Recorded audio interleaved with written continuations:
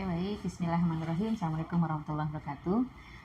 Bapak Ibu semuanya, perkenalkan, nama saya Budi Asmita.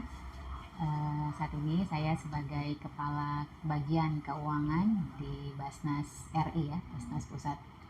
Bapak Ibu, pada kesempatan kali ini kita akan mengetahui bagaimana apa itu yang disebut dengan dana yang tidak boleh diakui sebagai pendapatan bagi lembaga keuangan syariah atau singkatannya adalah dana TBDSP ya, yang mungkin Bapak Ibu sudah sering dengar ya, TBDSP.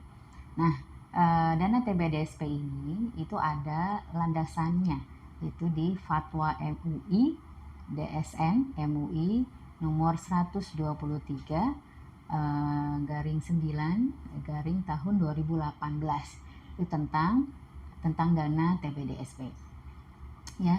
Di fatwa ini menjelaskan apa sih sebenarnya yang dimaksud dengan dana TBDSP ini.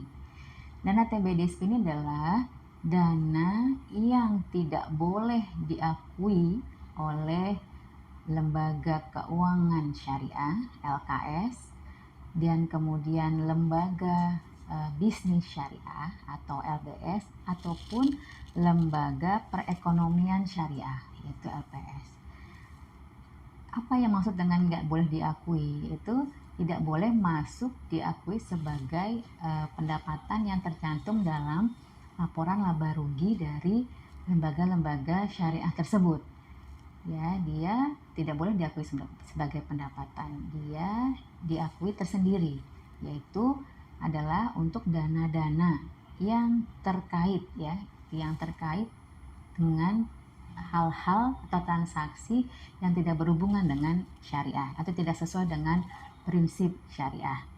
Apa saja contohnya? Antara lain, kalau untuk di perbankan ya, di perbankan itu ada dia punya menempatkan dananya ke bank konven gitu misalnya.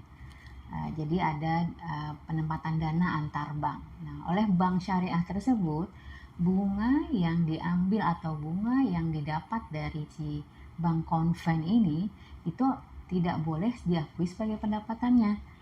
Itu disebut dengan dana TBDSP. Kalau bagi bank juga ada lagi yang disebut dengan dana denda. Nah, denda ini juga tidak boleh diakui sebagai dana pendapatan karena ini sanksi ya, dia kan sebagai sanksi ya, karena dia tidak memenuhi kewajiban maka dikenakan sanksi. Jadi sanksi ini, dana yang kita dapatkan dari sanksi ini atau denda ini itu tidak boleh diakui sebagai dana pendapatan atau diakui sebagai TBDSP bagi si lembaga keuangan syariah. Kemudian juga yang dana yang tidak diketahui pemiliknya. Ya, dana yang tidak diketahui pemiliknya, dan tapi ada juga dana yang diketahui pemiliknya tapi tidak ditemukan, atau pemiliknya ada tapi biaya pengembaliannya lebih besar dari jumlah dana tersebut. Jadi misalnya kita nemu duit di jalan gitu ya, nggak diketahui tuh pemiliknya siapa gitu. Nah, itu nggak boleh kita akui sebagai pendapatan kita gitu, baik pendapatan pribadi maupun pendapatan lembaga gitu. Nah, itu sebutnya adalah dapat dikategorikan sebagai dana TBDSP. Nah, ini berlaku di seluruh lembaga keuangan syariah, baik lembaga keuangan syariah yang tadi berbentuknya lembaga keuangan maupun bisnis maupun perekonomian. Nah, kalau lembaga keuangan kan pasti ada jelas ya, bank ataupun syariah asuransi syariah gitu. Nah, kalau untuk yang lembaga perekonomian kayak kita kan sebagai lembaga perekonomian syariah ya, yang mendukung perekonomian syariah, juga ada TBDSP-nya Bapak Ibu. Di OPZ juga ada. Gimana dapatnya? Dari mana? Dari ketika kita punya dana pengumpulan atau dana penempatan dana kita, baik dana pengumpulan kita maupun dana penyaluran kita yang kita taruh di bank konvensional. Misalnya Basnas RI ya, saat ini memang Basnas RI punya cukup banyak bank konven. kita punya bank pengumpulannya itu ada Bank BRI, Mandiri, yang konvennya BCA gitu ya. Nah itu setiap bulan kan tentunya dari dana-dana yang terkumpul di rekening itu ada bunganya. Nah oleh karena itu bunga dari yang terkumpul dari bank-bank tadi itu tidak boleh diakui sebagai pendapatan zakat kah, atau pendapatan infak kah, atau pendapatan sedekah kita, itu nggak boleh. Kita harus masukkan ke pos sendiri, yaitu atau akun sendiri disebut dengan akun TBDSP. Sama dengan halnya akun jasa giro.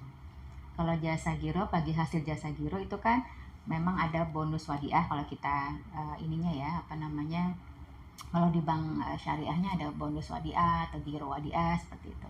Nah begitu juga dengan di bank-bank ketika ada dia masuk, nah itu masuk ke dalam jasa giro. Nah ini nanti harus kita salurkan kembali ya. Haruskan kita kembali kemana? Nah di fatwa MUI DSN 123 ini itu ada ketentuan penggunaan kemana dana TBDSP ini dapat disalurkan. Nah, kita sebagai penerima dana TBDSP maupun juga yang menghasilkan dana TBDSP seperti itu ya. Kalau kita sebagai penerima berarti kan ada pihak lain atau ada bank lain yang menyalurkan TBDSP-nya lewat kita, atau memang ada orang lain gitu ya yang menyalurkan dana TBDSP-nya mereka ke kita. Nah, kita kemana menyalurkannya? Nah, di sini ada ketentuan penggunaan dana TBDSP di poin ke-3 ya. Di sini kemana aja? Yang poin pertama adalah dana TBDSP wajib digunakan dan disalurkan secara langsung untuk kemaslahatan umat Islam dan kepentingan umum yang tidak bertentangan dengan prinsip syariah. Itu yang pertama, itu kaidah umumnya ya, tidak boleh ke hal-hal yang bertentangan dengan prinsip syariah. Misalnya apa? Kita gunakan buat bangun gereja misalnya gitu, sumbangin ke gereja kan nggak bisa ya, karena itu bertentangan dengan prinsip syariah. Nah, yang kedua, di sini juga disebutkan bentuk-bentuk penyaluran dana TBDSP yang dibolehkan adalah sumbangan secara langsung untuk satu, penanggulangan korban bencana. Jadi jika di OPZ Bapak Ibu masing-masing itu Bapak Ibu menerima dana TBDSP dari pihak lain gitu, itu ada, nah itu boleh Bapak gunakan disalurkan kembali ke musibah atau bencana yang ada terjadi di wilayah Bapak Ibu misalnya seperti itu. Yang kedua, dapat digunakan yang B adalah sarana penunjang lembaga pendidikan Islam. Ini dana tersebut bisa kita juga salurkan untuk misalnya ke sekolah-sekolah, membelikan peralatan sekolah Islam tadi ya, jadi yang kategorinya memang pendidikan Islam. Yang ketiga, untuk masjid, musola, dan penunjangnya. Jadi bisa kita gunakan juga untuk prakerja gitu ya, prasarana dan sarana dari masjid dan musola. Kemudian juga yang kedua, pembangunan fasilitas umum yang berdampak sosial. Bisa juga disalurkan untuk fasilitas umum, misalnya buat MCK gitu ya, atau buat sumur misalnya segala macam yang bisa berdampak sosial, bisa lebih banyak. Kemudian sosialisasi, edukasi, literasi ekonomi, keuangan, bisnis syariah untuk masyarakat umum. Bisa juga digunakan untuk sosialisasi ekonomi syariah. Kemudian beasiswa untuk mahasiswa berprestasi atau kurang mampu. Nah juga nanti bisa jadi menambah dana kita untuk program beasiswa, itu bisa. Kemudian kegiatan produktif bagi duafa, fakir miskin, dan kegiatan sosial lainnya yang tidak bertentangan dengan prinsip syariah. Intinya sebenarnya untuk kemaslahatan atau itu sebenarnya bisa masuk ke program kita mana aja kan, menurut saya ya, karena program kita kan memang mencakup seluruhnya, fakir miskin juga, produktif bagi duafa juga gitu ya. Nah tapi ada yang tidak boleh, dana TBDSP ini nggak boleh kemana, adalah yang nomor poin 4-nya, TBDSP tidak boleh dimanfaatkan untuk kepentingan LKS, LPS, dan antara lain dalam bentuk promosi produk atau iklan. Jadi misalnya nih kita mau Ramadan kayaknya kan pasti selalu mengiklankan ya, baik iklan di koran, di media sosial segala macam. Nah itu nggak boleh kita pakai dari dana TBDSP, itu nggak bisa. Yang kedua, untuk pendidikan pelatihan karyawan itu nggak bisa Bapak Ibu. Jadi misalnya Bapak Ibu, oh ada nih dana TBSD dari bank apa gitu ya, hmm, ada nih lumayan misalnya, bisa kita gunakan untuk kursusin atau kasih pelatihan buat karyawan kita, itu nggak boleh ya. Kemudian untuk pembayaran pajak atau zakat lembaga kita gitu, itu nggak boleh. Kemudian untuk pembayaran pelunasan tunggakan nasabah atau ini kita kita punya mustahik gitu kan, mustahik itu punya tunggakan apa, nah itu nggak boleh. Kemudian untuk hal-hal yang bertentangan dengan prinsip syariah, itu Bapak Ibu kurang lebih memang diatur mengenai ketentuan penggunaan dana TBDSP ini di Fatwa MUI 123 tahun 18. Jadi Bapak Ibu bisa melihat secara detailnya lebih lanjut, dan ini memang di kita akan ada ya, baik di kita sendiri yang sebagai mendapatkan dana TBSP ataupun kita yang menerima menerima titipan dana dari orang yang dikategorikan sebagai dana TBDSP ini. Demikian Bapak Ibu semua, semoga bisa bermanfaat. Kurang lebihnya saya mohon maaf. Wabillahi taufik wal hidayah. Assalamualaikum warahmatullahi wabarakatuh.